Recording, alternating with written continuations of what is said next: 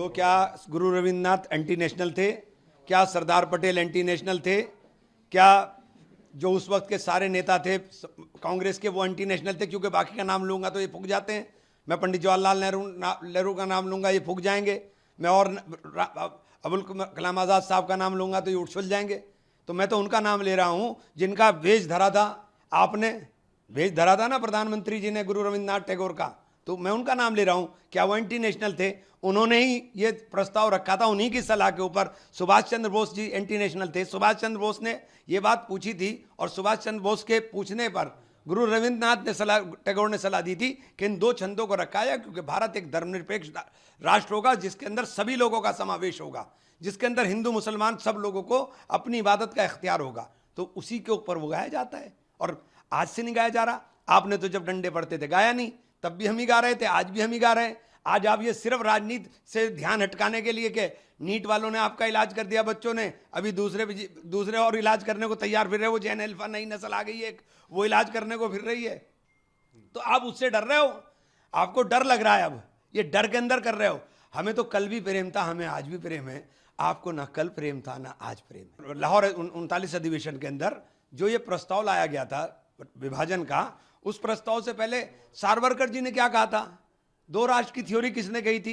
और दूसरी बात, सबसे बड़े नेता हैं श्यामा प्रसाद मुखर्जी जी। श्यामा प्रसाद मुखर्जी AK फजलुल हक की सरकार के अंदर फाइनेंस मिनिस्टर थे बंगाल के अंदर। मुस्लिम लीग की सरकार में वो मिनिस्टर थे। भगवान दास की सरकार को सिंध के अंदर मुस्लिम लीग चला रही थी। फ्रंटियर के अंदर कांग्रेस की सरकार मुस्लिम लीग का और इन्होंने मिलकर के गिरा दी थी। हम लड़ रहे थे अंग्रेजों से, ये लड़ रहे थे हमारे से। तो हमारे साथ तो ये है ना, पहले गोरों से लड़े, अब हिंदुस्तानी अंग्रेजों से लड़ रहे हैं हम। कांग्रेस का तो लड़ाई अंग्रेजों से, उस विचारधारा से जो नफरत की है, जो तोड़ने की है, जो हिंसा की है।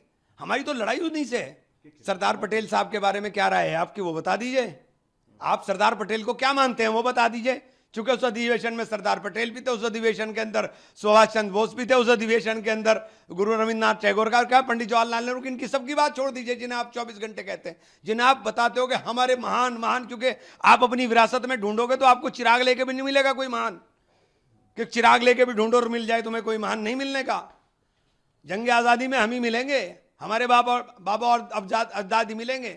नितिन नवीन से पहले गवा के दिखाओ, चलो ये गवाओ, वंदे मातरम गाओ पूरा, पहले गा के दिखाए। बेकार की बातें कर रहे हैं नवीन जी।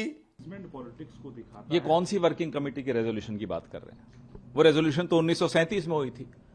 तो मतलब अमित शाह अब अपने आप को सरदार पटेल से बड़ा मानने लग गए, महात्मा गांधी से बड़ा मानने लगे, पंडित जवाहरलाल नेहरू से बड़ा मानने लग गए, राजा गोपालाचारी जी से बड़ा मानने लग गए, मौलाना आजाद से बड़ा मानने लगे, रविन्द्रनाथ टैगोर से तो बड़े हैं ही, अपने आप को मानते ही हैं शुरू से ही।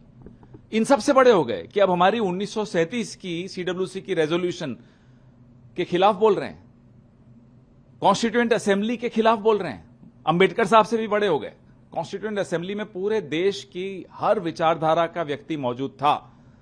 जब ये 2 स्टैंजास की बात वहां भी रेटिफाई हुई थी, वहां भी उसका अनुमोदन हुआ था वंदे मातरम का। तो ये उन सबसे बड़ा अपने आप को मानने लगे। अपना काम आता नहीं है, ढेले भर का। गृह मंत्री बने हैं, पैलेट गन किसने चलाई जवाब नहीं दे पा रहे, या तो इतने नाकारा हैं कि मालूम ही नहीं किसने चलाई, और या मालूम है खुद ही आदेश दिया। 20 दिन तक दूम दबा के संसद से भागा हुआ आदमी आज अपने आप को सरदार पटेल से बड़ा बताने लग गया। हम इनकी सुने या सरदार पटेल की सुने, बता दीजिए आप हमें। हम कॉन्स्टिट्यूएंट असेंबली की सुने या अमित शाह की सुने, या वो जो कोलगेट का छोटा पैकेट क्या नाम है, नितिन नवीन, उसकी सुने, किसकी सुने बताइए। अरे ये इनको मुस्लिम लीग से बड़ा पुराना रिश्ता है इनका, 1942 का रिश्ता है, जब सरकारें बना बना के चलाते थे। पाकिस्तान परस्त दोनों थे, हिंदू महासभा, ये संघ वाले लोग, सब मिलके सरकारें चलाते थे, सब मिलके जुगलबंदी से पाकिस्तान बनाते थे। तो इनकी जो ऑब्सेशन है, इनका जो एक रिश्ता है मुस्लिम लीग से, वो ये जाने हमें उससे क्या मतलब।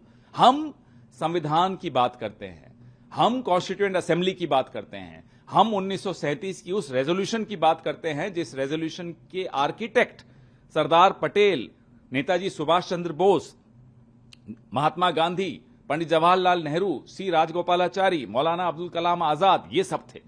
हम इनकी सुनेंगे या इस व्यक्ति की सुनेंगे जिसकी इतनी औकात नहीं है कि अपनी गलती स्वीकार कर ले, पैलेट गन चलाए थे या नहीं चलाए थे, इसकी सुनेंगे हम। Congress party adopted it in 1937 and you know who were the people who adopted it?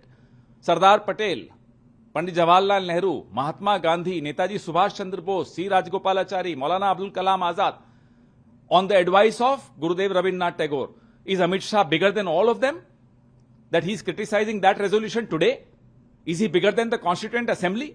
He doesn't know his own job as Home Minister. He's still not responded to our question, who ordered the pellet gun firing? He doesn't have the courage to take responsibility of his decisions. Who is he to give us a lecture on Vande Mataram? Ask him to first learn to do his own job and then try and compare himself with Sardar Patel. हमारे पूर्वजों ने वंदे मातरम गाते गाते दम तोड़ दिए थे। आप लोग कहाँ थे?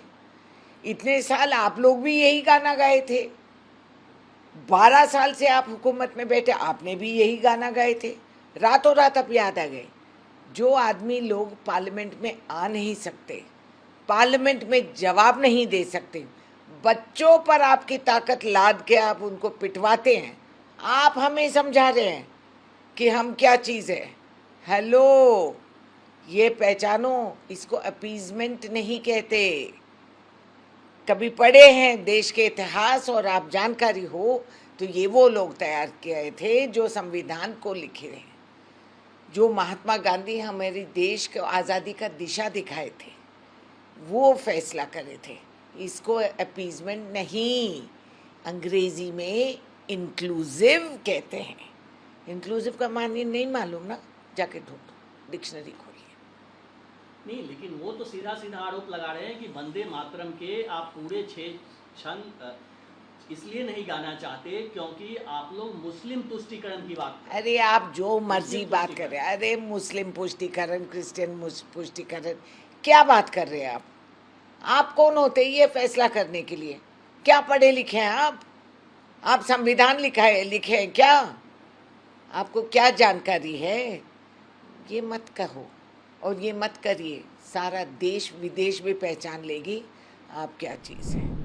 I want to remind Mr. Shah, or I want to remind the powers that be, that you didn't have the courage to come to Parliament, to answer in Parliament. And you are teaching us what nationalism is. You are reminding the nation, wah, wah, wah. You are reminding the nation about why we have stuck to singing only 2 stanzas. They were very educated, erudite people at that time. People who framed the constitution. People like Mahatma Gandhi who led the nation. Baba Ambedkar who had a vision.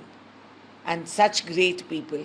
They guided us that we will sing 2 stanzas. And who are these? What are their qualifications? That they are deciding. And by the way, I want to educate them. It is not appeasement. The word is inclusive. Maybe they don't know that. I can send a dictionary or go on to Google if they know how to. You will understand the difference.